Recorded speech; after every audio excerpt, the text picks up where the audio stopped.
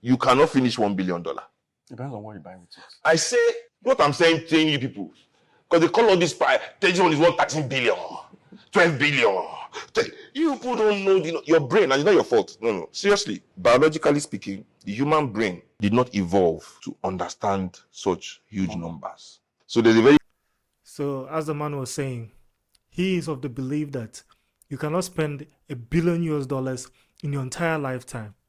But I strongly disagree with the man.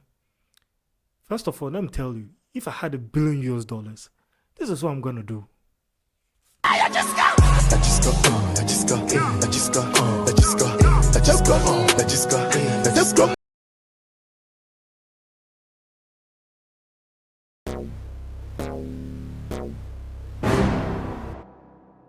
Yeah, so once again, as the man was saying, he's of the belief that you can't spend an entire $1 billion in your entire lifetime.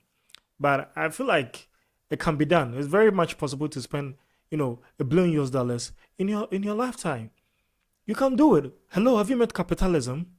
Let me show you how I'm going to spend $1 billion if I had it. First of all, I'm going to move to the United States of America. I mean, it's a hub of capitalism. That's the center of capitalism. So I'm going to move there. And when I move to the United States of America, the first thing I'm going to do is to get me a Trump Gold Citizenship card, which is estimated to be around $1 million. Then after I get that card, I'll need to get myself a nice Porsche car, which is the Rolls Royce La Rose Noire drop tail. Yeah. Have you seen that car? That car is one heck of a car. Then after I get that car, I mean, I need to focus and think about my siblings. So I'm gonna get each of my 3 siblings $100 million home in the States. So they're gonna relocate. I mean, I have $1 billion. I'm gonna fund their lifestyle, obviously. Hey. Then after that, I'm gonna get myself a 1974 Lamborghini Countach in a black color to be specific. Then after that, I get my mom a nice home in the Switzerland because that's a dream country. $100 million home in the Switzerland. Then after I get my mom a nice home in the Switzerland, I also get my uncle a very nice home, $100 million house in Canada because that's also his dream country.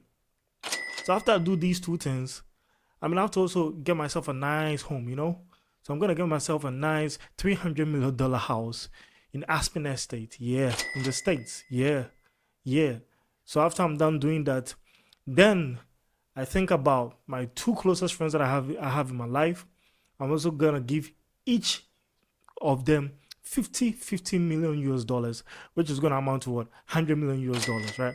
So after I've done all of these, now everything will be left around, let's say, $66 to $67 million.